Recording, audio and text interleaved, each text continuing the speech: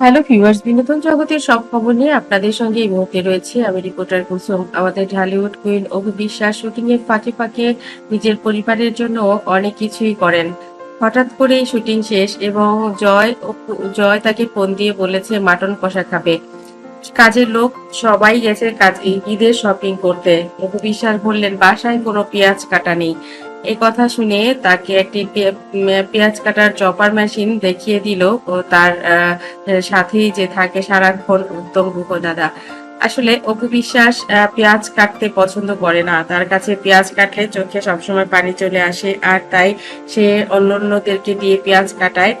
আজ হঠাৎ করে শুটিং এর ফাঁকে বলল যেহেতু জয় আসবে তাহলে রান্নাটা আমি নিজের হাতেই করতে চাই। আর এ কারণেই অপু নিজের হাতে পেঁয়াজ কাটলো এবং গৌতম দা সে কিন্তু নিজেই পেঁয়াজ চপার মেশিনে দিয়ে পেঁয়াজ চপ করে দেখিয়ে দিল কিভাবে করতে হয়। পেঁয়াজে শুধু খোসা ফেলালো, ছাড়ালো অপু বিশ্বাস এবং খোসা ছাড়াতে গিয়ে সে শিখলো কিভাবে এই মেশিনটা দিয়ে যখন কাজের লোক থাকবে না কিভাবে সে পেঁয়াজগুলোকে একদম কিমার মতো মিহি করে নিতে পারে। এই চপিং মেশিনটা কিন্তু আপনারাও কিনে নিতে পারেন। এটার দাম মাত্র 1500 টাকা এবং এটা পাওয়া যায় যে কোনো সুপার শপেই। এবং অপু বিশ্বাস বললেন এটা অনেক বেশি ভালো একটা মেশিন পেঁয়াজ কাটার জন্য। আমি মনে করি যে অল্প সময়ে পেঁয়াজগুলো একদম চপ করা যায়। অপু বিশ্বাস বলেন আমি মাটনের মধ্যে সবসময় পেঁয়াজ একদম কুচি কুচি করে দিতে কিংবা বেটে দিতে ভালোবাসি। বেশি কুচি কুচি কিমার মতো হলে সেটা দেখতেও যেমন টেস্ট হয়, খাবারটাও অনেক রান্নার মধ্যে পেঁয়াজটা ভালোভাবে ঢুকে গেলে অনেক মজার হয়। আমার মাটন কষার রেসিপি আসলে পেঁয়াজের মধ্যে পেঁয়াজ যদি ভালো করে চপ করা না হয়, যতই বেরেস্তা করে দেই না কেন ওটা অনেক বেশি মজা হয় না। বেরেস্তাটা আমি পরে দেই, কিন্তু যখন আমি মাটনটা কষানো শুরু করি তখন পেঁয়াজটাকে আগে কষিয়ে নেই।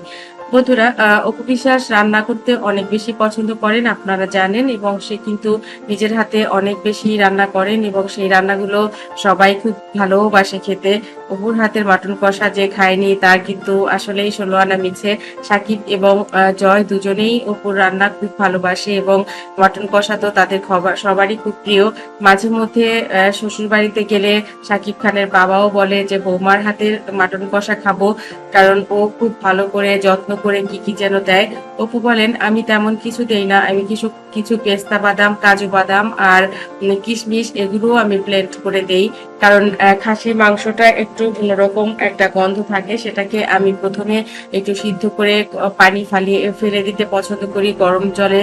একটু ভাপিয়ে নিলে সেটা মাংসের মধ্যে কোনো গন্ধই থাকে না। সাথে একটু হালকা পরিমাণে আমি ভিনেগার দিয়ে এটা করে থাকি, আবার অনেক সময় লেবুর রস দিয়েও করে থাকি। বন্ধুরা শিখে দিলেন তো টিপস ওর কাছ থেকে মাটন কষার। আশা করি এবারে আপনারাও সেটা করবেন এবং কমেন্ট করে জানাবেন কেমন।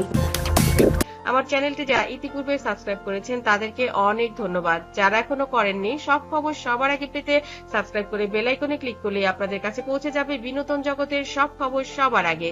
ভালো থাকবেন, ভালো রাখবেন প্রিয়জনকে। ধন্যবাদ আবারও।